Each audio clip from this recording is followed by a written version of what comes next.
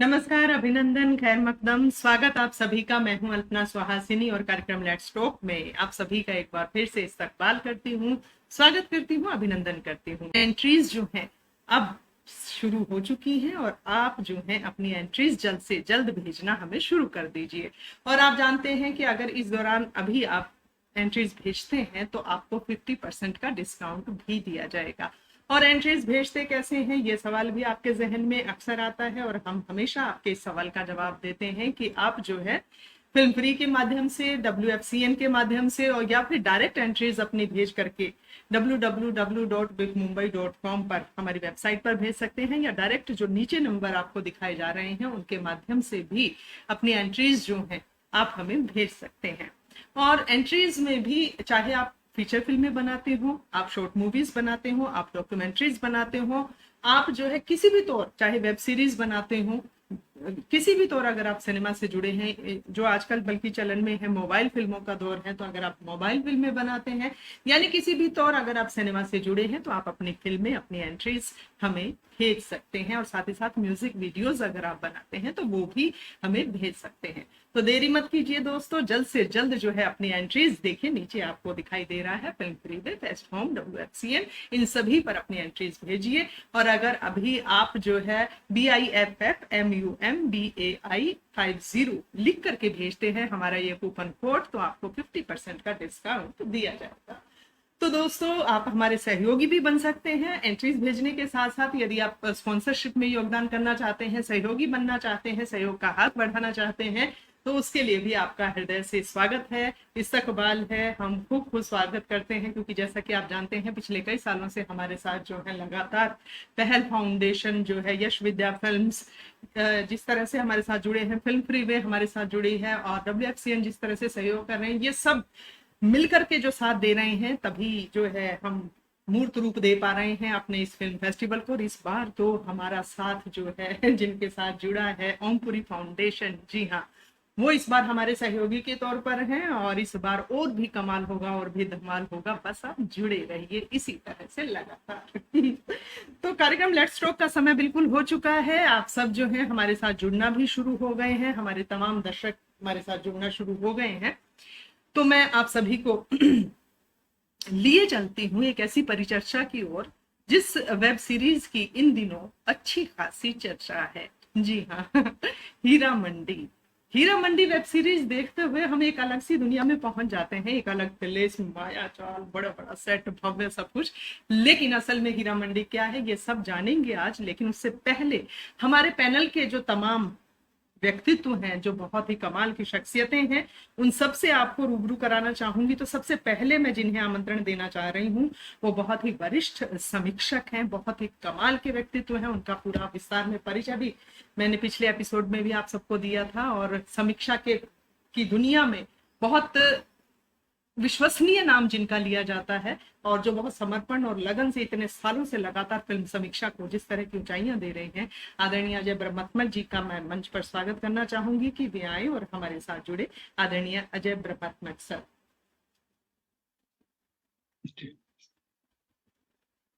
स्वागत, अभिनंदन सर। जी जी।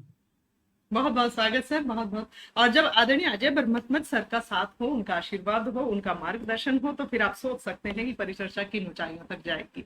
और अब आगे की ओर बढ़ते हुए मैं जिन्हें आमंत्रण देने जा रही हूँ वो आज हमारे साथ हमारी नई समीक्षक जुड़ी हैं, और वो बहुआयामी व्यक्तित्व की धनी हैं। बहुत ही कमाल का उनका व्यक्तित्व है।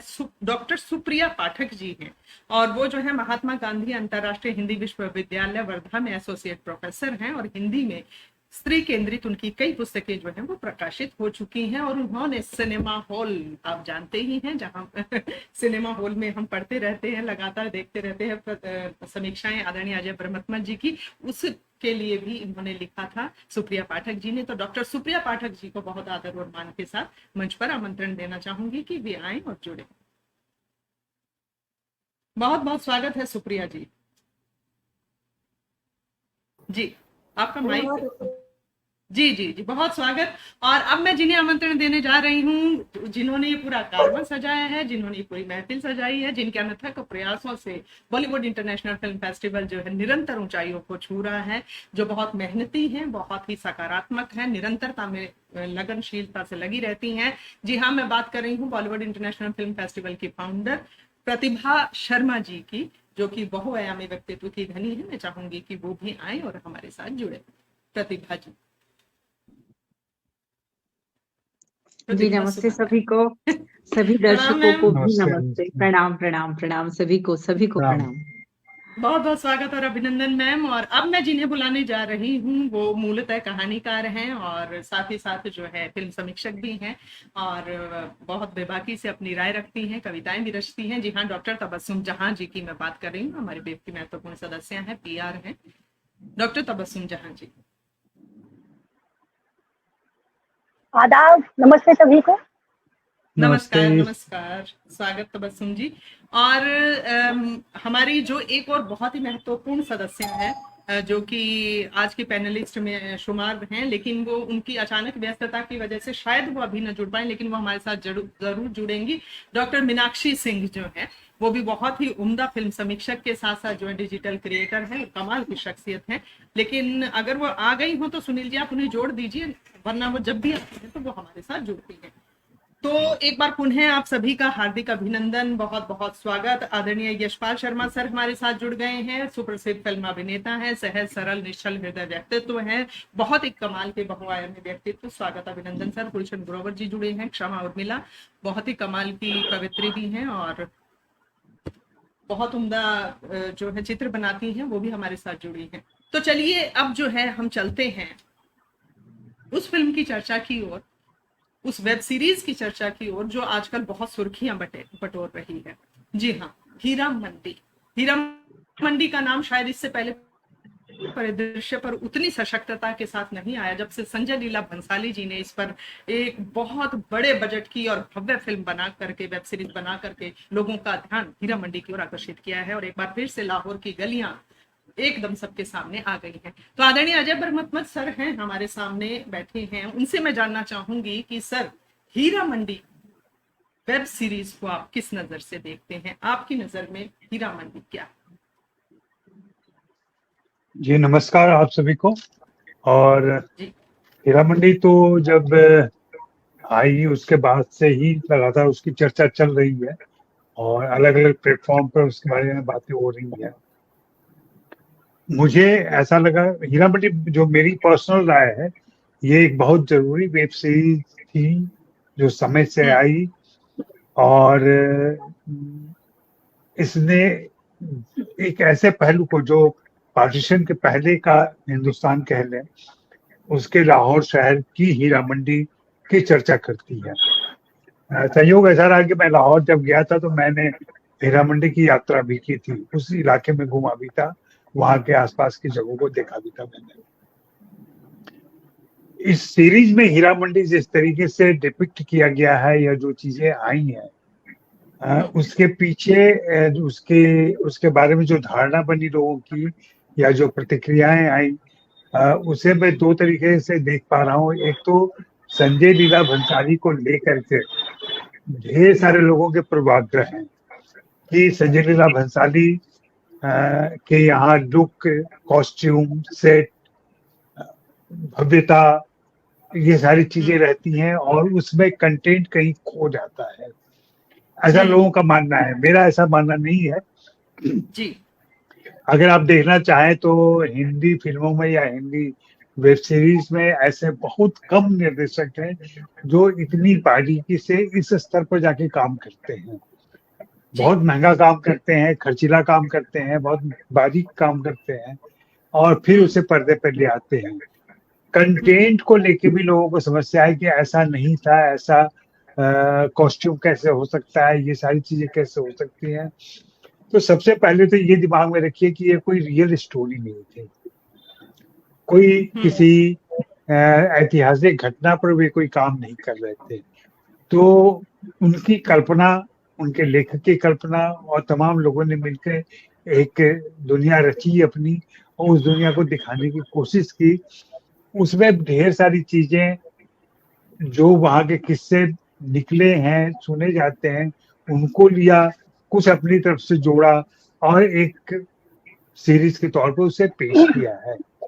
मेरे लिए ये सीरीज इसलिए महत्वपूर्ण बन जाती है कि हम हीरा मंडी तो देखते ही हैं, वहाँ के जो तवायफे थी उनके बारे में जानते हैं, समझते हैं, वो सारी चीजें होती हैं।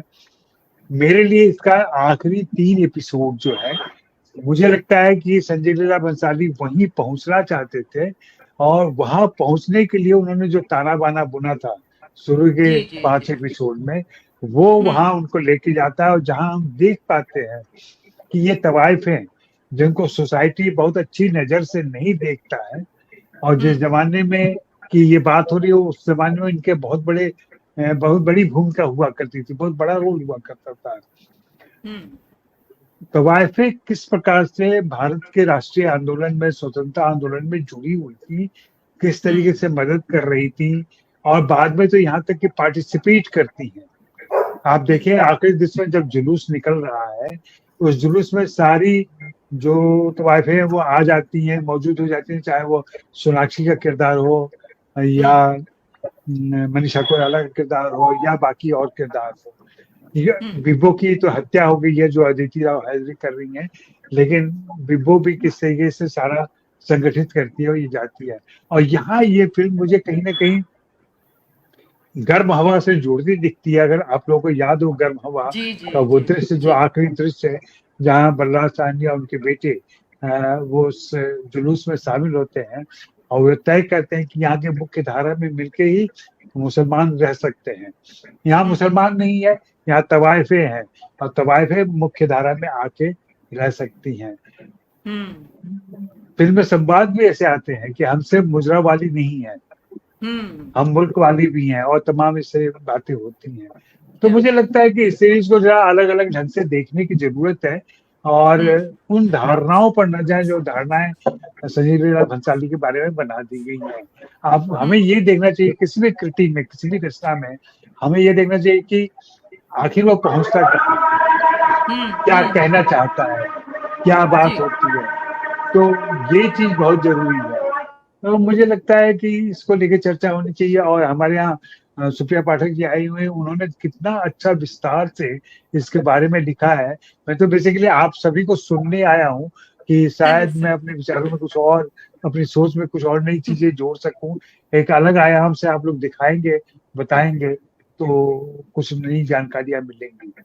फिलहाल मैं यही बात खत्म करता हूँ, आप लोगों को सुनने के बाद फिर से पार्टिसिपेट करूंगा। जी जी बिल्कुल सर, बहुत बहुत शुक्रिया सर। और ये बात आपने बिल्कुल सही कही कि ये फिल्म जो है उस मिथक को तोड़ती है जिससे लगभग आधी से ज्यादा आबादी वाकिफ नहीं है कि तवायफ जो है वो गीत संगीत को समर्पित ऐसी महिलाएं थी जो तहजीब संस्कार देने का काम करती थी और जिस्म फरोशी से जहां जोड़ करके आज एक ही शब्द बना दिया गया है वो बिल्कुल अलग था उस दौर में। तो उस सत्य को सामने भी लेकर के आती है और सबसे बड़ी बात कि इसमें महिलाओं का किरदार जिस तरह से उभर करके आया है वो बहुत कमाल है। तो सुप्रिया जी हैं हमारे साथ, शायद तबस्सुम जी के वहां तो वो थोड़ा समय मांग रही थी मुझसे, अब थोड़ी देर में जुड़ेंगी। तो सुप्रिया जी से मैं जानना चाहूंगी कि सुप्रिया जी इसमें महिला किरदार इतनी सशक्तता से उभर के आई हैं और शायद पिछले काफी समय से जो शिकायत थी कि महिलाएं दिखाई नहीं देती हैं, एक दो रोल होते हैं हीरोइन के या बस और उसके अलावा कुछ नहीं, तो आपका क्या मानना है सुप्रिया जी इस पर? धन्यवाद अल्पना मुझे मौका देने के लिए पहले, और सबसे पहले तो अजय सर को बहुत बहुत आभार, नमस्कार कि उन्होंने उस हीरा मंडी पर मेरी समीक्षा को अप्रिशिएट किया। मैं जेंडर स्टडीज डिसिप्लिन की स्टूडेंट हूँ, तो इस लिहाज से जब मैं कोई भी वेब सीरीज देखती हूँ तो मैं सबसे पहले उसमें औरतों को तलाशती हूँ। यह जो वेब सीरीज है हीरा मंडी, उसके लिए सबसे पहले तो संजय जी बधाई के पात्र हैं कि उन्होंने एक ऐसे विषय को चुना है जिसे चुनना ही अपने आप में एक साहसिक कदम है। एक ऐसे समाज की औरतों को लेकर इतने बृहद कैनवास पर किसी वेब सीरीज को बनाना एक बहुत बड़ा रिस्क था कि वह जनता उसको लेकर कैसे रिस्पॉन्स करेगी, कैसे लोग उसके बारे में क्या राय रखते हैं। और दर्शक के रूप में हीरा मंडी की तमाम कलाकारों को, बावजूद इसके कि मल्लिका जवान और हैदरी और सोनाक्षी सिन्हा और तमाम लोगों ने बेहतरीन एक्टिंग की है, लेकिन यह विषय अपने आप में महत्वपूर्ण था और उससे भी ज्यादा महत्वपूर्ण था आजादी के आंदोलन में उन महिलाओं की भूमिका। हमने तवाइफों को आज तक सिर्फ उन्हीं रूपों में जाना है जिस रूप में उन्होंने भारत की सभ्यता को, संस्कृति को, जो शास्त्रीय लोक परंपराएं थी उनको, ठुमरी को, दादरा को संजो कर रखा। और जिसमें फरीदा जलाल कहती हैं कि विदेश से लौट के आने के बावजूद भी आपको जो है जाना पड़ेगा मल्लिका जान के पास, क्योंकि आपको तहजीब सीखनी है।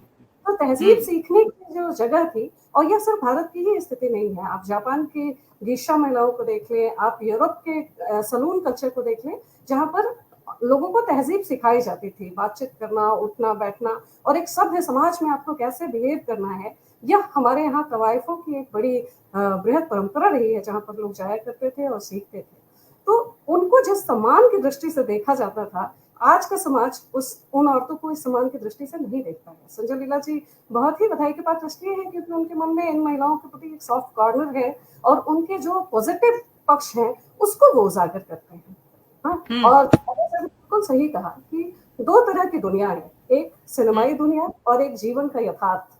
तो सिनेमाई दुनिया में संजय जी जो प्रयोग कर रहे हैं उसके लिए वो उनकी आलोचना भी होती है और उनकी प्रशंसा भी होती है, और मुझे लगता है कि उनके प्रशंसकों की एक बहुत लंबी लिस्ट हमारे सामने होगी, जिनको संजय लीला भंसाली जी की, चाहे वह सांवरिया हो, चाहे वह आप रामलीला देख लें, चाहे आप गंगूबाई काठियावाड़ी देखिए, एक भव्यता है, उनके सेट्स में एक भव्यता है और वो उसको सेलिब्रेट करते हैं, उसका जश्न मनाते हैं। ब्लैक जैसी फिल्म जिसको हमने इमेजिन भी नहीं किया था कि हिंदी सिनेमा में ब्लैक जैसी फिल्म हम देखेंगे, और बर्फ के उस गिरने के एहसास को अमिताभ बच्चन जिस ब्लैक स्क्रीन के साथ व्हाइट को वो मैच करते हैं, कलर कॉम्बिनेशन, एक बड़ा कैनवास, वो अपने आप में एक अनूठी चीज है। और ये शायद मुझे लगता है कि आज से 20 साल बाद, 25 साल बाद अप्रिशिएट की जाएगी, ठीक उसी तरह जैसे गुरुदत्त साहब को हम करते हैं। गुरुदत्त साहब के प्यासा को उस वक्त उतनी प्रसिद्धि नहीं मिली थी, और जितनी फिल्में वो बनाते थे उसमें आजादी के बाद जो अवसाद पैदा हुआ लोगों के अंदर, उस अवसाद को वो दिखाते थे। और ये अगर ये दुनिया हमें मिल जाए तो क्या है, और हमने उस समय उनको अप्रिशिएट नहीं किया, हमने उनको फ्लॉप किया, और एक तरह से उनके फ्लॉप होने ने उनको बहुत डिप्रेशन मिला। तो हर निर्देशक को ये रिस्क उठाना पड़ता है। संजय लीला भंसाली इस रिस्क को उठाते हैं कि वो विषयों के चुनाव में, कैनवास के चुनाव में, सेट डिजाइन, और जिसको हम ग्लैमर कह रहे हैं वह दरअसल उनकी कल्पनाशीलता है, उसको अप्रिशिएट तो हमको करना ही पड़ेगा ना। कि हीरा मंडी की भव्यता को हम देख के खुश होते हैं, भले ही बाद में हम सोचने लगे कि हाँ इतना ज्यादा भी दिखाने की जरूरत नहीं थी, लेकिन उस समय जिस जादुई संसार में हम सब होते हैं, और मल्लिका जान जिस ठसक के साथ वो कहती हैं कि हमें आवाज के कदरदान चाहिए, उनके दुकानदार, यह बात अपने आप में बहुत मजेदार है। लेकिन फिर भी एज ए दर्शक, एज ए क्रिटिक, मुझे लगता है कि उस पूरी वेब सीरीज का जो आखिरी एपिसोड है जिसमें एक यूनिटी दिखाते हैं, और सिर्फ वो यूनिटी नहीं है, वो नॉर्मल यूनिटी नहीं है, वो विलन्स यूनिटी। हाँ, वो कहती है कि हमें चाहिए, हर हाल में हमें चाहिए आजादी। हाँ, तो यह आजादी का जो जश्न है वो सिर्फ देश की आजादी या अपनी स्थितियों की आजादी का प्रश्न नहीं है, बल्कि इस पूरी दुनिया में औरतों की आजादी का आगाज, जिसको संजय लीला भंसाली अपने आखिरी दृश्य में प्रस्तुत करते हैं। और वह आखिरी दृश्य इसलिए इम्पोर्टेंट है क्योंकि अंततः वह जिस मूल्य को स्थापित करते हैं वह गांधीवादी मूल्य। एक निर्देशक द्वारा इतनी गहराई के साथ किसी सेट को सोचना और उसे ठीक हूबहू उसी तरह उतार देना पर्दे पर कि जिससे कि आपको दांडी मार्च की याद आ जाए। दांडी मार्च एक ऐसी यात्रा थी, अहिंसक यात्रा, जिसमें कि 75 प्रशिक्षित कार्यकर्ता थे, गांधी जी उनका नेतृत्व करते थे, और उनको ये ताकीद की गई थी कि चाहे कितनी भी हिंसा हो जाए हम हिंसा नहीं करेंगे। और वो प्रशिक्षित जो समूह था वह आगे बढ़ता था, उन पे अंग्रेज लाठियां बरसाते थे, उनका सिर फूटता था, वो किनारे चलते थे। और वेब मिलर उस समय गांधी की इस दांडी यात्रा को मीडिया कवरेज देने के लिए आए हुए थे, और उन्होंने कहा कि आज हिंदुस्तान आजाद हो गया। आजाद इसलिए नहीं हुआ क्योंकि उसने दांडी मार्च किया, आजाद इसलिए हुआ क्योंकि लोगों ने बिना डरे, बिना झुके और बिना हिंसा किए ब्रिटिश शासन और ब्रिटिश हुकूमत का सामना किया, और ब्रिटिश हुकूमत टूट गया। तो संजय इस फिल्म में ये करते, और ये फिल्म यहाँ से शुरू की जानी चाहिए थी, लेकिन अंततः वो जहाँ पहुंचते हैं वह अपने उद्देश्य की तरफ वो पहुंच जाते पहुंच हैं। जाते और ये हीरा मंडी हमको एक वुमेन यूनिटी को दिखाती हुई प्रस्तुत करती है अपने आप में, और ये उनके जी लिए जी हमारे लिए ये बहुत अप्रिशिएट करने वाली बात है फिलहाल के बिल्कुल लिए। बिल्कुल शुक्रिया। आपने जो ये कहा, हम फिर से आते हैं आपकी तरफ, आपने जो ये कहा कि अंत में वो जो है जहां ले जाना चाहते थे वहां ले जाते हैं, हालांकि उससे शुरुआत भी हो सकती थी। ये बिल्कुल वाजिब प्रश्न जो है शुरू के 2-3 एपिसोड देते हुए जहन में लगातार घूमता रहता है कि जा कहाँ रही है वेब सीरीज। तो प्रतिभा सुमन मैम हमारे बीच में है, जो कि बहुत ही उम्दा जो है प्रोड्यूसर भी हैं, डायरेक्टर भी हैं, उनकी नजर बिल्कुल अलग देख रही होगी, यकीनन मुझे उम्मीद है कि एक अलग नजर से उन्होंने पूरी वेब सीरीज देखी होगी। और तो वो एक अलग आयाम आपने क्या तलाशा मैम, मैं आपसे जानना चाहूंगी प्रतिभा में। मैम आपका ये माइक, हाँ जी नहीं, वो जी सुनील जी ने ही ऑफ किया था क्योंकि मुझे छींक आ गई थी। जी जी जी मैम। तो बहुत बहुत शुक्रिया अजय जी और ma'am, thank you so much. Supriya ji, ma'am मुझे लगता है आपने बहुत सारी चीजों पे प्रकाश डाला है और बहुत सहजता से डाला है, और मतलब जैसे कि गर्भ में हाथ डाल के आपने जैसे चीजों को उजागर किया है। मुझे ऐसा लगता जी है कि कहीं ना कहीं ये है कि मतलब चाहे उनकी आपसी जेलसीज है, आपसी झगड़े है, चाहे कितनी भी चीज मतलब एक दूसरे को मारने के लिए तैयार है, लेकिन फिर भी अ, एक वो जो एक संघर्ष जहां तक पहुंचता है, और वो है कि देश सबसे पहले। जी वो जी एक बहुत ही खूबसूरत बात है, जो आज आज हमें वही सोचना चाहिए कि सब कुछ ठीक है, व्यक्ति पूजा भी ठीक है, सब कुछ ठीक है, लेकिन सबसे पहले देश, है ना? वो बहुत ही सहजता से कह गए हैं। मतलब दिग्दर्शक ने जिस तरह से दिखाया है और जिस तरह से उन्होंने उसको अंकित किया है, वो मुझे ऐसा लगता है कि बहुत सहजता से वो ले गए हैं उस चीज की तरफ कि सबसे पहले देश, बाकी सारा कुछ है, सब कुछ है, तुम्हारी तहजीब है, तुम्हारी तालीम है, तुम्हारा नृत्य है, तुम्हारे झगड़े हैं, तुम्हारी जेलसीज है, तुम्हारा मारना काटना एक दूसरे की तरफ, सब कुछ सही है। लेकिन ये भी एक दुनिया है, और उसके बाद जो दुनिया है वो है हमारा देश, और वो जी उसके लिए खड़ी, और उसके लिए मतलब साहसी आंदोलन में उतरी, ये सबसे बड़ी बात है। और ये बहुत बड़ी मतलब वो एक टचिंग पॉइंट है, मतलब पूरे सीरीज का। वो इस तरह से कर जाता है, आम आदमी को भी टच कर जाता है कि मतलब अगर ये कर सकती है तो हम क्यों नहीं कर सकते, जी है जी ना? जी जी जी जी मैम, तो बिल्कुल सही कहा आपने। जी जी, जी ये सबसे लास्ट तबका माना जाता है सोसाइटी। जब वो उठते हैं तो हम क्या करें, मतलब जी हमें जी अपने जी जी के लिए मजबूर किया है दिग्दर्शक ने, एक तरह से ये भी कह सकते हैं आप। बिल्कुल सही कह रहे हैं मैम आप। और उस पहलू तक पहुंचाने के लिए जिस तरह से उन्होंने पूरी मेहनत की है वेब सीरीज पर, वेब सीरीज की दुनिया में इतना भव्यकरण होना, ये वाकई जो है आने वाले जो प्रोजेक्ट्स हैं उनमें भी शायद कुछ बदलाव लाए और कुछ नए चेंजेस आए।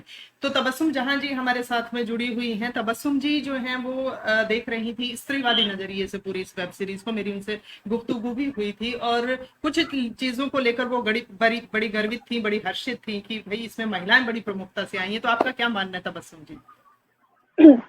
धन्यवाद अल्पना जी। जी अल्पना जी देखिए, जितना बारीकी से हीरा मंडी में तवायफों की जिंदगी को दिखाया गया है, मेरे ख्याल से अभी तक कोई ऐसी फिल्म नहीं थी, सभी लोग सहमत भी होंगे, जितना बारीकी से इस फिल्म में दिखाया गया। देखिए, एक तवायफों का एक समाज है, पूरा भरा पूरा समाज है, जो ऊपर से देखने में बहुत जटिल लगता है।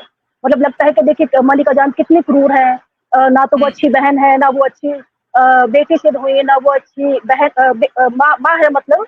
और बिल्कुल संवेदनाहीन एकदम उनमें कूट कूट के भरी है। लेकिन एक्चुअली उन्हें व्यवस्था चलानी है, जो पूरा शीश महल है और जो उनके पारंपरिक जो एक व्यवस्था है, वो उसे आगे लेके जाना चाहती हैं। और जब लास्ट में देखती हैं कि उनकी बेटियां इस काबिल नहीं है, तो वो लास्ट में जो रेहाना की जो बेटी है, जो कि उनकी दुश्मन रही है, फरीदन, वो उन्हें अपना उत्तराधिकारी बनाती है, क्योंकि अब व्यवस्था चलाना है, जो परंपरा है वैश्य समाज की, तवायफ समाज की, उसे आगे लेके जाना है। और आजादी के बाद देखिए, जब नवाबी नहीं रही, जब जमींदारी नहीं रही, तो इनके सामने मुख्य जो प्रश्न था वो था अपनी परंपरा को आगे बढ़ाना, अपनी जीविका चलाना। क्योंकि बहुत सी तवाइफें चली गई गायिका में, पाकिस्तान की मशहूर सिंगर तवाइफ रही है, कुछ अदाकारी में चली गई, लेकिन कुछ के सामने पेट की समस्या थी, क्योंकि आश्रयदाता रहे नहीं। अब जब आश्रयदाता नहीं रहे तो उनके फनकार की कद्रदान, मतलब कद्र कौन करेगा फिर? तो फिर वो धीरे धीरे वो जिस्म फरोशी उनके लिए प्रमुख होता गया। देखिए, एक फिल्म आई थी हीरामन, वो पिंजरे की तितलियां, उसमें हम देखते हैं कि पारंपरिक वैश्यवृत्ति दिखाई है, मतलब एक बाप अपनी बेटी से वैश्यवृत्ति करवाता है। हालांकि वो भारत और पाकिस्तान के सीमांत क्षेत्र की फिल्म है। एक फिल्म आई थी बोल, उसने भी एक हीरा मंडी की तवाइफ दिखाई है, जिसमें उसका बाप वैश्यवृत्ति करवाता है अपनी बेटी से, और वो चाहते हैं उसकी एक बेटी हो ताकि वो उस परंपरा को आगे बढ़ाती रहे। तो आज की जो वैश्यवृत्ति है और जो पहले जो वैश्यवृत्ति पारंपरिक, वो कहीं ना कहीं इनके तार जुड़े हुए हैं। बेशक हमारे लिए आज के टाइम में वो टैबू हो जाए कि नहीं, कैसे लोग, कैसी महिला की अपनी बेटी से वैश्यवृत्ति करवाती है, कैसा बात है, लेकिन नहीं, वो परंपरागत उनका एक पेशा है जो उनकी नजर में गलत नहीं है। उनके अपने नियम है, उनके अपने कानून है, उनके अपने सब व्यवस्था बनी हुई है, बेशक वो हमारे लिए गलत हो। मुझे इस फिल्म में सबसे अच्छा जो लगा पार्ट चल रहा, वो संवाद लगा। देखिए, जहाँ मलिका जान के जो संवाद है वो बड़े गरिमामय, बड़े मतलब वो लगता है कि उनकी गरिमा है एक जैसे संवाद। और जहाँ वो ताजदार और आलमजेब का जब संवाद आते हैं, वो शायराना मिजाज के हैं। वो एक जगह आलमजेब कहती भी हैं कि देखिए, मैं अगर निकाह हो गया तो सुबह को शेर परोसूंगी और दिन में गजल परोसूंगी, है ना। ये सब चीजें आती हैं। लेकिन मुझे एक चीज जो थोड़ा सा शायद मैं मुस्लिम हूँ, इस वजह से मैंने बहुत बारीकी से नोट की कि मुस्लिम परिवेश की फिल्म है, उर्दू का तलफ़ुज़, मुझे लगता है कि जहाँ उर्दू शब्द है, लोगों को लगता है कि बहुत सारे नुक्ते डाल दो, ऐसा नहीं होता। जहाँ मलिका जान के जो वो है संवाद, वहाँ फालतू के नुक्ते घुसाए गए हैं, और जहाँ नुक्ते होने चाहिए वहाँ नुक्ते नहीं है। बहुत से पात्र बहुत गलत उर्दू बोलते हैं। उर्दू एक तहजीब की जबान है, एक नफासत की जबान है, लेकिन गलत उर्दू या गलत तलफ़ुज़ कानों को बड़ा चुभता है। मेरे कानों को तो बहुत चुभा, बाकी का पता नहीं। और दूसरा एक चीज जो समझ में नहीं आई मुझे, शायद आप लोग बेहतर समझे, कि भंसाली साहब बार बार एक बड़ी बारीक रेखा खींचते हैं कि तवाइफे हैं लेकिन जिस्म फरोशी नहीं करती। नोट कीजिए, बार बार वो ध्यान दिलाना चाहते हैं दर्शकों का कि नहीं, देखिए तवाइफे हैं लेकिन जिस्म फरोशी नहीं करती, लेकिन सामने हमें दिख रहा है कि नवाबों से वो अंतरंग हो रही है। और यहाँ तक जो उनकी बहन जो दिखाई है, जब वो अंग्रेज अफसर आते हैं तो उनसे पूछती हैं कि क्या सुनना चाहेंगे, तो वो जवाब नहीं देते, तो वो मतलब फिर कहती है कि अच्छा बताइए क्या देखना चाहेंगे। तो इस चीज से भंसाली साहब ने अपने कैरेक्टर को बचाया है कि देखिए, हमारे तवाइफे हैं, फनकार है, अपना गीत संगीत बेचती हैं, लेकिन जिस्म फरोशी नहीं करती। इसकी एक वजह भी हो सकती है, क्योंकि देखिए वो अदाकारा हैं, वो नाचना बहुत अच्छा जानती हैं, वो गीत संगीत बेचती हैं, लेकिन अभी तक जो उनका जो पेशा है वो सिर्फ कुलीन घरानों के लिए है, बाजार के लिए नहीं है। और वो डरती भी है कि भाई हमारा फनकार बाजार के लिए नहीं है। जो मलिका जान है वो सख्त मना कर देती है कि नहीं, हम चांद है, हम हर किसी के आंगन में नहीं उतर सकते। तो आजादी के बाद क्योंकि कदरदान नहीं रहे, तो वो फिर वो धीरे आज जो हम वैश्यवृत्ति का रूप देखते हैं, वो बहुत उसका विकृत रूप है उसका। जी। और एक खास बात और, इसमें जो इंद्रेश मलिक है, जो कि उस्ताद जी का रोल अदा करते हैं, वो नवाबों के, अंग्रेजों के और जो तवाइफे हैं, इनके बीच में एक संपर्क सूत्र का काम करते हैं। मेरे ख्याल से अगर उस्ताद जी जैसे कैरेक्टर ना हो तो इनका जो मतलब जो काम है या जो भी इनका पेशा है वो फले फूले बिल्कुल ना फले फूले। जी। आज बेशक उनका रूप चेंज हो गए हैं। और एक चीज जो मुझे बहुत अच्छी लगी कि जब भी हीरा मंडी का पोस्टर दिखाते हैं या कोई बड़ा शॉट होता है जिसमें सब लोग एकदम बैठे हुए हैं, मतलब सब लाइन से बैठे ना, एकदम बिल्कुल समूह में, ऐसा लगता है कि फूलों का कोई गुलदस्ता हो, फूलों का, बड़ा खूबसूरत। जी जी जी वो संवाद बड़ा बिल्कुल सही खूबसूरत कहा है। आपने। और खूबसूरती को बहुत अच्छे से उकेरा गया है, भव्यता को बहुत अच्छे से उकेरा गया है। मैं आदरणीय अजय ब्रह्मत्मत सर की तरफ फिर से जाना चाहूंगी कि इस वेब सीरीज पर ये आक्षेप भी लग रहे हैं कि बहुत भव्यता जिस तरह से दिखाई गई है ये उस दौर की हकीकत नहीं है। हालांकि आपने पहले भी ये क्लियर किया है कि ये काल्पनिक ज्यादा है, लेकिन फिर भी कहीं ना कहीं ऐतिहासिक परिवेश को उकेरते समय उसमें जो है शोध कार्य बहुत महत्वपूर्ण हो जाता है। तो आपको लगता है अजय जी की संजय लीला भंसाली कहीं चूके हैं इस मामले में? देखिए, ये व्यक्तिगत धारणाएं हो सकती हैं। अब मैं यहाँ एक उदाहरण दूं मुगले आजम का। मुगले आजम हम सभी ने देखा है, बहुत अप्रिसिएट करते हैं हम लोग। और दिलीप साहब, मधुबाला, पृथ्वीराज कपूर, के आसिफ, सबकी बहुत तारीफ करते हैं हम लोग। जबकि आप देखें कि मुगले आजम की पूरी कहानी झूठी है। अनारकली नाम की कोई लड़की थी ही नहीं, लेकिन एक प्रेम कहानी वो चली, लोगों ने पसंद किया, देखा, भव्यता देखी। आपको मालूम होना चाहिए कि आसिफ तो सोने के जूते बनवा रहे थे दिलीप कुमार के लिए कि एक जो शहजादा है वो फील करे कि वो शहजादा है। तो लोगों ने उनको मना किया कि ये क्या कर रहे हो। कहा कि नहीं, उसको एहसास तो होगा नहीं कि उसके वो शहजादा है, सोने के जूते पहनता है वो, तो मैं सोने के वास्तविक जूते भी पहनवा दूंगा। तो इस तरह की बातें होती हैं। बाकी कोई भी फिल्म जो ऐतिहासिक घटनाओं पे, ऐतिहासिक किंवदंतियों को लेकर के ले लें या सचमुच की इतिहास को लेकर ले लें, वहां आज जिस तरीके से कोई भी निर्देशक लेखक उसको देख पा रहा है, जैसे समझ पा रहा है, वैसे ही उसको व्याख्यायित करता है वो। उस जमाने में क्या होता था, क्योंकि हीरा मंडी का डॉक्यूमेंटेशन इतना जबरदस्त तरीके से नहीं हुआ है। हीरा मंडी की कुछ तस्वीरें मिल जाती हैं, कुछ किस्से कहानी मिल जाते हैं, लेकिन अफसोस है कि हमारे यहाँ डॉक्यूमेंटेशन की कोई परंपरा नहीं है। हीरा मंडी तो बहुत पुरानी बात नहीं है, मुश्किल से 150-200 साल पहले की बात है। हाँ, वो सारी चीजें डॉक्यूमेंटेड की जा सकती थी, लेकिन ऐसा नहीं हुआ है। तो मैंने पाकिस्तान के भी कुछ जो वहाँ के एक्सपर्ट्स होंगे उनकी भी बातें सुनी है, जिनके परिवार के तार वहां से जुड़े हुए थे उनकी भी बातें सुनी है। उनका भी यही मानना है कि भाई ये चीजें ऐसी नहीं थी। लेकिन एक रिसर्च ये भी बताता है, और जैसा कि जो लोग इससे जुड़े हुए थे उनसे बातें होते हुए मालूम चला कि जो कपड़े हैं वहाँ के, जो फिल्म के अंदर दिखाया गया है, या जो भाषा वो बोलते हैं, जिसमें कहा जा रहा है कि पंजाबी छाप नहीं है बिल्कुल, वो बनारसी या लखनवी लगती है। तो सच्चाई भी यही है। हुआ क्या था कि 1857 के बाद, जब उस समय तवायफों ने हिस्सा लिया था, अजीजन बाई थी और भी दूसरे लोग थे, विद्याधरी देवी जी, और ये सारे लोग पार्टिसिपेट कर रहे थे। तो वहां पे तवायफों का पूरा कुनबा उजाड़ दिया गया था, लखनऊ में, इलाहाबाद में, बनारस में।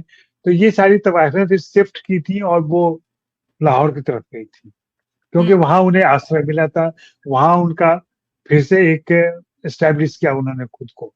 तो जाहिर सी बात है, जो जहाँ का होगा वहां के लिबास, वहां की जुबान, वहां की सारी चीजें लेकर के जाएगा। अब होता क्या है कि जब हम सीरीज देख रहे थे, हमारी हमारी शिकायत सारे ऐसे मेकर्स से होती है जो ऐतिहासिक घटनाओं पर फिल्म बनाते हैं, कि आप लोग अच्छे तरीके से इसको कम्युनिकेट क्यों नहीं करते हैं कि ये क्या है। जैसे बहुत सारी फिल्में इसलिए फ्लॉप करके, ब्योमकेश बख्शी जैसी खूबसूरत अच्छी फिल्म सिर्फ इसलिए फ्लॉप करके क्योंकि हम उसके तारों को नहीं जानते थे, हम उसके पृष्ठभूमि को नहीं जानते थे। वैसे ही हीरा मंडी के पृष्ठभूमि के बारे में डिटेल में उसके लेखक मोइन बेग को या दूसरे लोगों को बताना चाहिए था, ताकि आप तैयार कर सके दर्शकों। आप जानते हैं, हम भी जानते हैं कि हमारे पास, दर्शकों के पास इतना वक्त नहीं होता, न उनके पास इतने रिसोर्सेज हैं कि किसी भी कृति को देखने के पहले उसकी तैयारी करें। जी जी बिल्कुल। जैसे आप एग्जाम देने जाते हैं ना, हर सीरीज, हर सिनेमा एक परीक्षा है दर्शकों की। आपने कितनी तैयारी की है, आपने जितनी तैयारी की गई है उतना ही ज्यादा आनंद आपको मिलेगा। और हाँ, ये भी होगा कई बार कि आपको अगर फिल्म खराब लगी या आपके मनोनुकूल नहीं हो पाई तो आपको बुरा भी लगेगा, लेकिन तब वो सही होगा। लेकिन हमारे पास इतनी फुर्सत नहीं है। तो ये सारी दिक्कतें हैं जो हीरा मंडी के साथ भी रही हैं। अब ये है खुशी की बात है कि हीरा मंडी पार्ट 2 आने वाला है। जी जी ये जी। सूचना आ चुकी है, तो हीरा मंडी पार्ट 2 जो सीजन 2 आएगा, तब पता चलेगा कि ये तवायफें क्या कर पाई आजादी के बाद। क्योंकि सीरीज खत्म होते होते ये बात आ गई थी कि मुल्क तो आजाद हो गया, क्या औरतें आजाद हो पाई? आजाद हुई, हाँ जी जी जी। और ये सवाल आज 76 साल के बाद, 77 साल के बाद मुल्क में मौजूद है कि क्या औरतें, सिर्फ तवायफों की बात नहीं हो रही है, पूरे समाज में क्या औरतें आजाद हो पाई हैं? ये इतनी कितनी अच्छी बात है कि यहाँ आप चारों के बीच में मैं अकेला बैठा हुआ हूँ। मैं माइनॉरिटी में हूँ, लेकिन मुझे बहुत अच्छा लग रहा है कि इस जी। बहस में आप लोग आए हो, अपनी बात रख रहे हो। ये अपने आप में बहुत बड़ी बात है, और ये निश्चित रूप से बॉलीवुड फिल्म फेस्टिवल इसके लिए बधाई का पात्र है कि वो जी जी इसमें महिलाएं ज्यादा सक्रिय हैं, पुरुष जी। थोड़ी पृष्ठभूमि में रहते हैं। यशपाल बिल्कुल पृष्ठभूमि में रहते हैं, प्रतिभा बिल्कुल आगे रहती हैं। तो बहुत बहुत जी बधाई आप सभी को। जी। हीरा मंडी को लेकर देखिए बातें होती रहेंगी। और दूसरा, इसमें जो आजादी वाला गाना है या और सब, फैज साहब का जो फैज साहब की जो मशहूर गजल थी जिसमें जी जी। लाजिम है कि हम देखेंगे, और जब वो आजादी की बातें उसमें करते हैं तो आप देखेंगे उसका लगभग अनुवाद सा है वो, जो इस फिल्म में गीत आया है वो गीत उसी का अनुवाद है, नए शब्दों में, नए लफ्जों में। तो बात तो वो है ही। और आजादी की धार, अब वो परंपरा आती है कहाँ तक, जेएनयू तक आती है, जहाँ आजादी के मामले में जो नारे लगे थे आजादी के, जिसको लेकर के कन्हैया कुमार तवानों को फंसाया गया। और आज अब वो ऐसा फैशन की तरह हो गया है कि अब कहीं भी आंदोलन होता है तो लगभग वही नारे लगते हैं। हाँ, और उसी तरीके से आजादी की बात होती है। लेकिन ये भी हमें सोचना पड़ेगा कि 76 साल के बाद भी हम आज तक उन्हीं सवालों से क्यों जूझ रहे हैं। जो नारे आजादी के दौर के थे, वे नारे आज तक प्रासंगिक बने हुए क्यों हैं? कहीं ना कहीं हम कहीं कुछ छूट गया है हमसे, कहीं ना कहीं कुछ रह गया है प्रगति के इस झांसे में, जिसको भी जी समझने की जरूरत है। जी जी। बिल्कुल सही कहा सर आपने, बिल्कुल। और ये एक वाजिब प्रश्न, इसमें अंत तक जाते जाते देश की आजादी का स्वरूप तो हमें दिखाई दे जाता है कि जब जन सैलाब सड़कों पर उमड़ेगा तो किस तरह से परिवर्तन होगा, और घोड़े खड़े हो जाते हैं वो दृश्य देखते हुए। लेकिन वहां पर एक दयनीय स्थिति उन महिलाओं की, उन वेश्याओं की भी नजर आती है कि जो देश को आजाद करा के भी शायद खुद से आजाद नहीं हो पाई, क्योंकि उसके बाद एक लंबी यात्रा उनकी जो है वो रोजी रोटी के इंतजाम के लिए जो जुनून की हद तक जाकर के जिस तरह से कोशिशें करनी पड़ी, व्यवस्थाएं करनी पड़ी, वो सारे प्रश्न उभरते हैं। तो सुप्रिया जी, मैं आपसे जानना चाहूंगी कि वाकई आपको लगता है कि ये वेब सीरीज जो है कहीं ना कहीं एक हल देते हुए तो जाती है कि हाँ, जब देश की बात आती है तो किस तरह सब एक हो जाते हैं, लेकिन और कहीं ना कहीं जो है वेश्याओं के बारे में भी उनकी सकारात्मक जो है छवि बनाती है, लेकिन एक प्रश्न छोड़ जाती है ये वेब सीरीज कि आखिर आगे कब जाकर के ये आजादी सही मायने में इन महिलाओं को मिल पाएगी।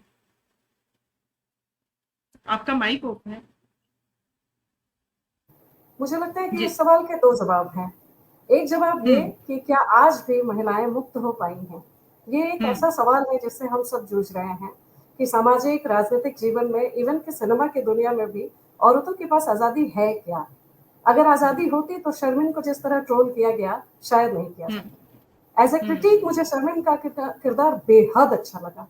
इसलिए अच्छा लगा, और जो भारतीय दर्शक वर्ग है वो उसे ये इसलिए नहीं पचा क्योंकि शर्मिन एक पाक किरदार है, बहुत ही पाकीज़गी के साथ। जिस तरह पाकीज़ा फिल्म में मीना कुमारी की मासूमियत सबका दिल जीत लेती है, शर्मिन को आप देखिए इस पूरी फिल्म में। इसके पहले भी शर्मिन की 2 फिल्में आई हैं, एक मलाल थी और एक अतिथि भूतो भव करके एक फिल्म थी। अभी मैं सर्च कर रही थी उनको, इन दोनों ही फिल्मों में थी, लेकिन उन्हें नोटिस उस तरीके से नहीं किया गया। लेकिन उस फिल्म के पूरे किरदार में आलमजेब का किरदार इसलिए भी महत्वपूर्ण है क्योंकि सही अर्थों में वो तवायफों का जो मूल्यगत परिचय है कि वो उनके अंदर फनकार है, उनके अंदर एक शायर है, उनके अंदर एक तहजीब है, और उनके अंदर एक पाकीज़गी है जिसको शर्मिन लेकर चलती हैं, और उस पूरी फिल्म में उसे वो निभाती है।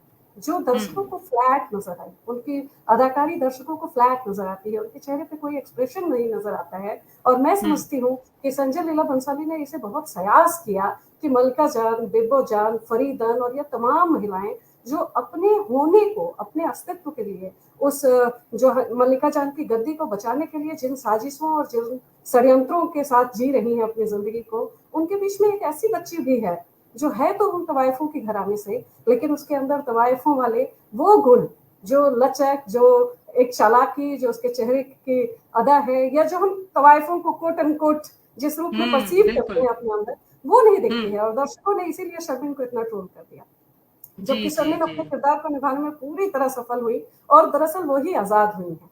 इस पूरे रेव मंडी सीरीज में, हीरा मंडी की सीरीज में आप जब देखेंगे तो आखिर में उनके द्वारा उस अंग्रेज अफसर को मारा जाना इस बात का प्रतीक है कि एक औरत जो तवायफों के घराने से आती है, अगर वह तय कर ले तो वह कुछ भी कर सकती है। वह हुस्न के साथ भी पुरुषों के साथ हो सकती है और हिम्मत के साथ भी पुरुषों के साथ हो सकती है। तो जिस दिन इस हिंदुस्तान में ही नहीं बल्कि पूरी दुनिया में महिलाएं इस यूनिटी के साथ खड़ी होंगी कि हम चाहें तो अगर घर चला सकते हैं तो इस देश, इस दुनिया को भी चला सकते हैं। और औरतें चला रही हैं, ऐसा नहीं है, लेकिन औरतें जब देश चलाती हैं तो आपने किसी उस पन्ने पर देखा होगा, मीडिया के किसी कवरेज में देखा होगा कि किसी देश की प्रधानमंत्री अपने बच्चे को ब्रेस्ट फीडिंग कराते हुए मंत्रालय चला रही है, और इसको बहुत ग्लैमराइज किया गया कि एक मातृत्व की भूमिका निभाते हुए वह देश को भी चला रही है। मेरा सवाल ये है कि यह जो भूमिका है औरतों की, यह किसी पुरुषों को दिखाई नहीं जाती है कि पुरुष जो है वह अपने घर की सब्जी लाते हुए भी देश चला रहे हैं, लेकिन औरतें माँ बनते हुए भी देश चला रही। ये इतना एम्फसाइज करना क्यों जरूरी है? ये तो एक जनरल सी बात है कि वो माँ है तो उसकी इससे वो जिम्मेवारी आएगी और वो उसको बखूबी निभाएगी, लेकिन उसको निभाती हुई महिलाएं दो चाकों की पट्टी में किस तरह पिसती हैं। एम्पावर्ड वुमेन, हम सब जिस प्रोफेशन से आते हैं उसमें हमारा एम्पावरमेंट हम पे कितना भारी पड़ता है ये कहने की जरूरत नहीं है। तो मुक्ति तो अभी बहुत दूर की बात है। यह जो एम्पावरमेंट शब्द है वो हम सब पर बहुत भारी पड़ती है, क्योंकि हम सबसे यही कहा जाता है कि निभानी तो आपको दोनों भूमिकाएं हैं, घर में भी और बाहर भी, क्योंकि यह जो एम्पावरमेंट है ये आपने खुद चुना था, हमने नहीं कहा था कि आप एम्पावर्ड हैं। तो जब आप एम्पावर्ड होंगी तो आप झेलिए, तो हम झेल रहे हैं और हम खुश हैं, क्योंकि अंततः संजय लीला भंसाली जैसे डायरेक्टर भी उसको अप्रिशिएट कर रहे हैं। और यह सिर्फ देश की आजादी का प्रश्न नहीं है, वह महिलाओं की आजादी के जश्न को मुझे लगता है कि अगले सीरीज में उन तमाम महिलाओं की आजादी को वो सेलिब्रेट करेंगे और वो दिखाएंगे कि आजादी के असल मायने क्या है। और सर ने जो कहा कि ये फैज के गीतों का अनुवाद है, ये साहिर लुधियानवी के गीतों का भी अनुवाद है कि वो सुबह कभी तो आएगी जब रात का आलम। हाँ, तो इस गीत में भी वो उस सुबह का इंतजार अदिति राव हैदरी को है कि जिस दिन जब वो कहती है कि आजादी, इनकलाब जिंदाबाद, तो उस दीवार के उस पार जो है हजारों औरतें उसके साथ कहती हैं इनकलाब जिंदाबाद। तो यह जो एक साथ होना है, यह पूरी मानवता का एक साथ होना इसलिए भी जरूरी है क्योंकि आज के दौर में गांधी एकमात्र विकल्प है और अहिंसक सत्याग्रह एकमात्र रास्ता है, जनता के पास भी और उन तवायफों के पास भी और महिलाओं के पास। Thank you. बिल्कुल बिल्कुल सही कहा आपने। और शर्लिन की जो बात की, उनकी मासूमियत पूरी फिल्म में जो है हावी रही। और कहते हैं कि जिस तरह से पूरे चारों तरफ आप एक ही माहौल में रच बस करके बड़े हो रहे हैं, लेकिन आप उससे पृथक रख रहे हैं, तमाम उम्र आप अपने आप को उससे विलग रखने के प्रयास में हैं। माँ भी चाह रही है कि वो इसी परिवेश में ढले, तब भी वो पृथक रह रही है और अंत तक वो पृथक रहती है, वो शामिल नहीं होना चाहती उस परिवेश में। ये एक महिला की जिजीविषा, उसके जज्बे को जाहिर करती है और यकीनी तौर पर कहा जा सकता है कि ये वाकई महिलाओं की अस्मिता को बयां करती हुई फिल्म है। मैं प्रतिभा मैम से जानना चाहूंगी कि मैम क्या आप सहमत हैं इस बात से कि यकीनी तौर पर ये वेब सीरीज जो है वो महिलाओं की बात रखती है पूरी सशक्तता के साथ?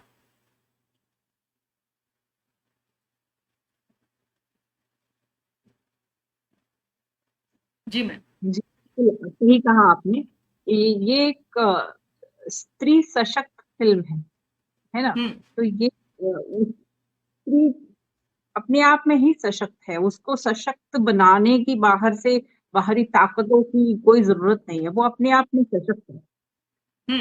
ऐसा मुझे मतलब प्रतीत होता था जब मैं देख रही थी वो पूरी सीरीज, तो मुझे ऐसा महसूस हो रहा था कि ये सशक्त महिलाएं हैं, ये इंडिपेंडेंट महिलाएं हैं और वो लड़ाई लड़ रही है, वो देश की लड़ाई भले ही लड़ रही हो लेकिन एक अस्तित्व की भी लड़ाई लड़ रही है। ऐसे मुझे हुआ उस वक्त कि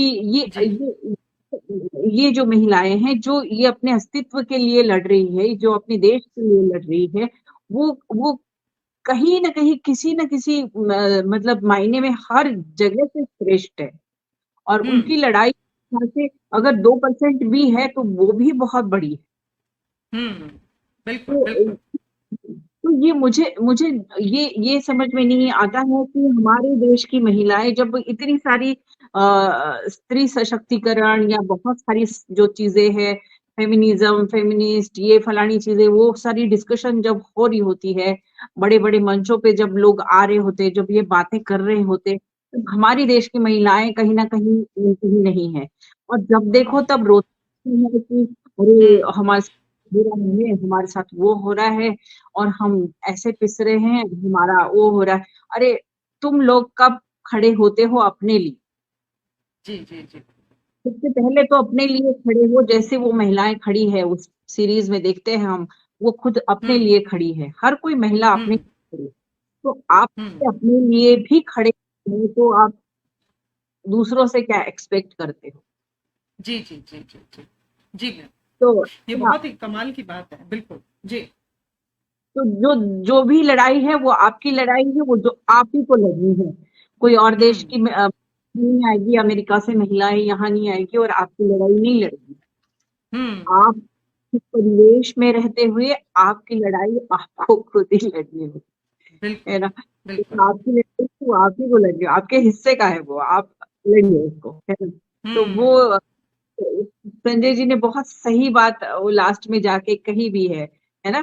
तो मुझे ये कहीं ना कहीं टच कर जाता है, वो सारी जो चीजें है ना, कि वो मार भी खा रही हैं फिर भी मतलब ये नहीं कर रही है, विरोध नहीं कर रही है, खा रही है मार। सशक्त औरत दिखाई देती है हमें, बिल्कुल बिल्कुल। वो कमजोर बिल्कुल नहीं सही कहा दिखाई। है। जी जी जी, वो कमजोर नहीं है, वो अपना। जी, आप बिल्कुल कुछ कह वो रहे वो थे। ये दिखाई दिया, मतलब मेरा अपना जो मानना है वो सारा यही है। फेमिनिज्म कुछ और है नहीं, जो आपकी अपनी लड़ाई है आपकी लड़ी।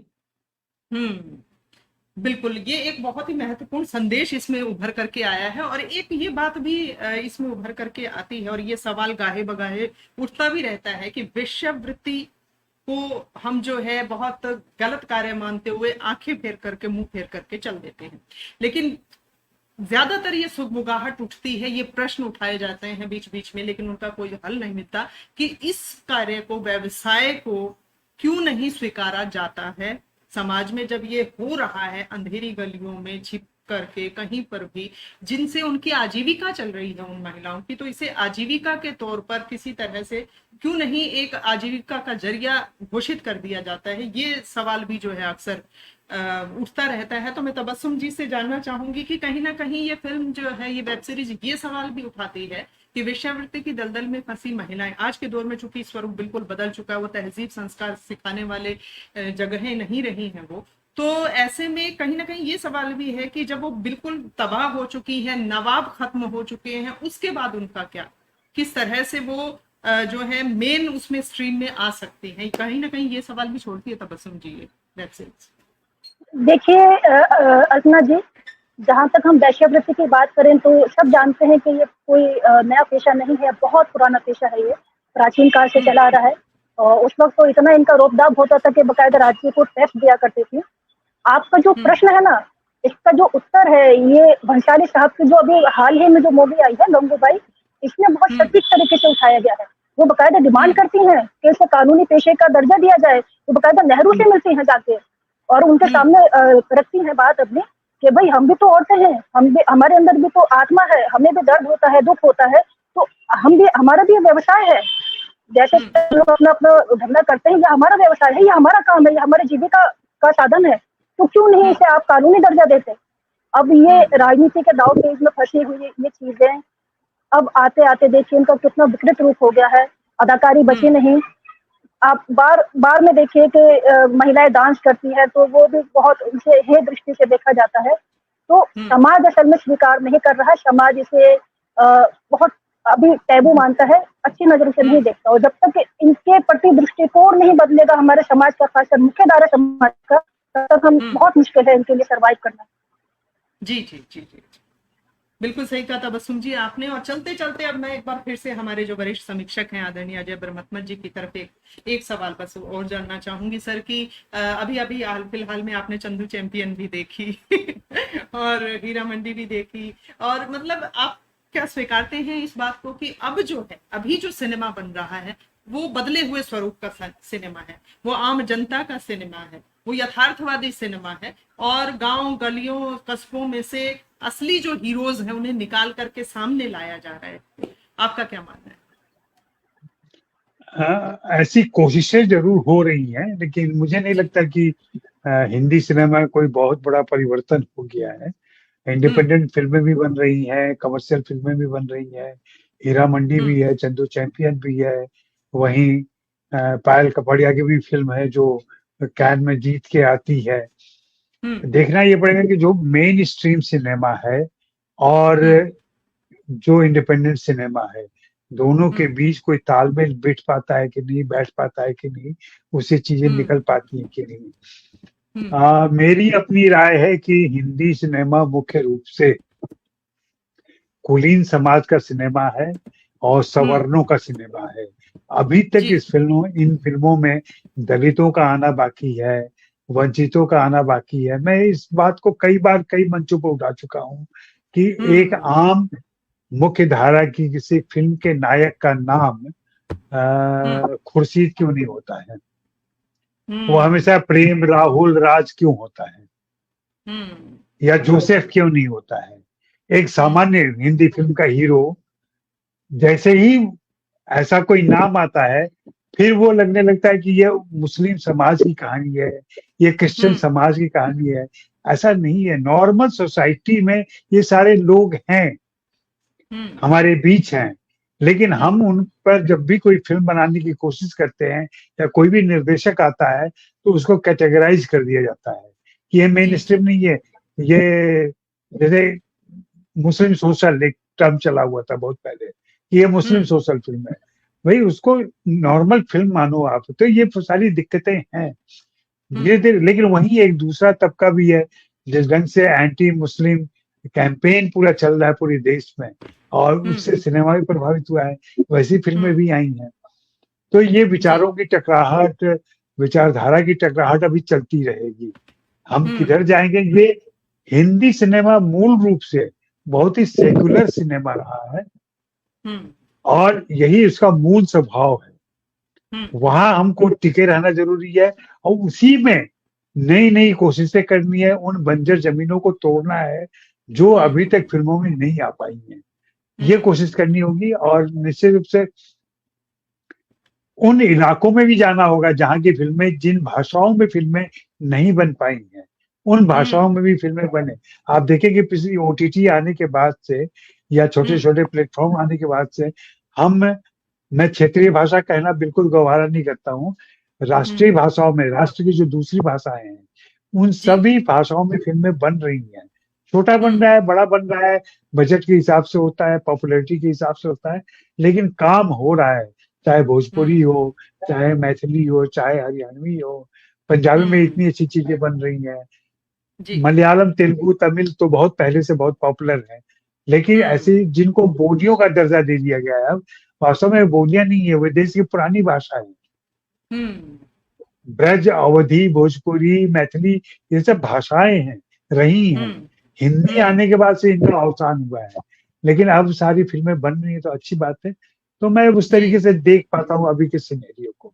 जी बिल्कुल सही कहा आपने कि सिनेरियो थोड़ा बहुत बदल रहा है, लेकिन धीरे धीरे जो है ये भी बात है कि दर्शक भी तैयार हो रहे हैं बदले हुए स्वरूप को देखने के लिए। अब उन्हें जो है वो हीरोइज्म और वही सब चीजें चकाचौंध नहीं चाहिए, थोड़ा कुछ अलग कहानियां जो उद्वेलित करें, जो आंदोलित करें, उस तरह की कहानियों की दरकार जो है लगातार बढ़ रही है।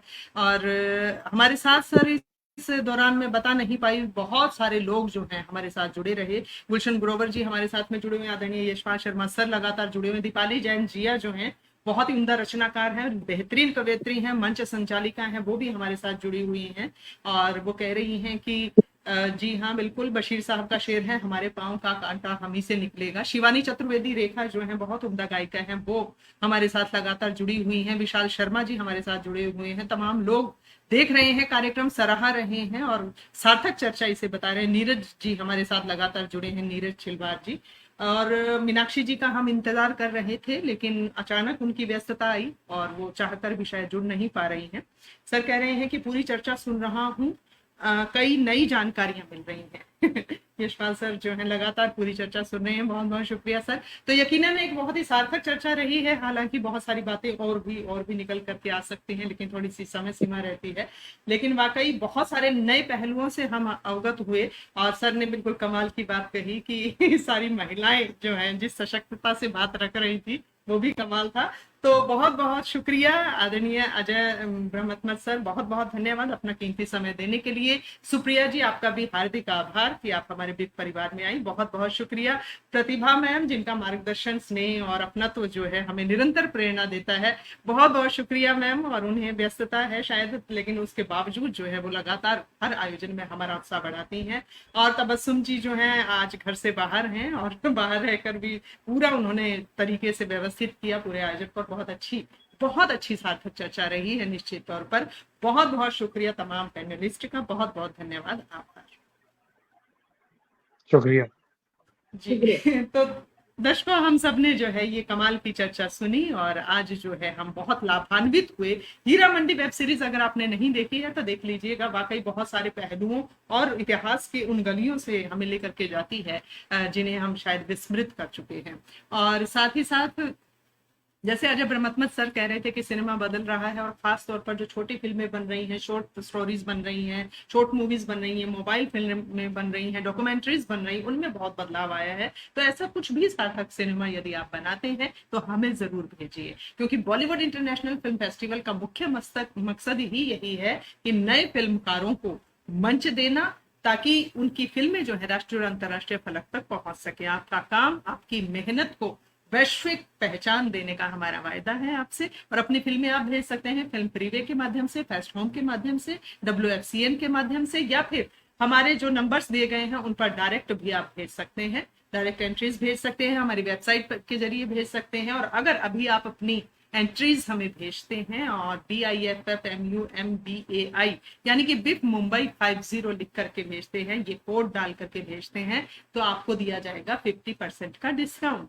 और ये डिस्काउंट सीमित समय के लिए है, तो थोड़ा जल्दी कीजिए, क्योंकि जब डिस्काउंट खत्म हो जाता है तब आप मांग करते हैं।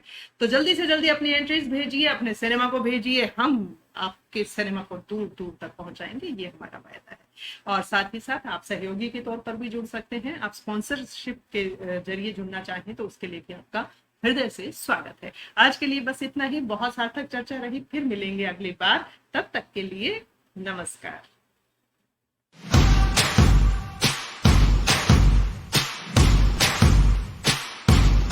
बॉलीवुड इंटरनेशनल फिल्म फेस्टिवल, इतनी खूबसूरत फिल्में देख रहे हैं हमारे दर्शक। मैं माँ बापू से नहीं मिल लूंगी ना, मेरे दिल को चैन नहीं है। मेरे लिए जो मेरी टीम 1 साल से काम कर रही है, उनसे बड़ा सेलिब्रिटी कोई नहीं है। मानवीय संवेदनाओं को इतनी गहराई से अगर कोई विधा व्यक्त कर सकता है तो वो है सिनेमा।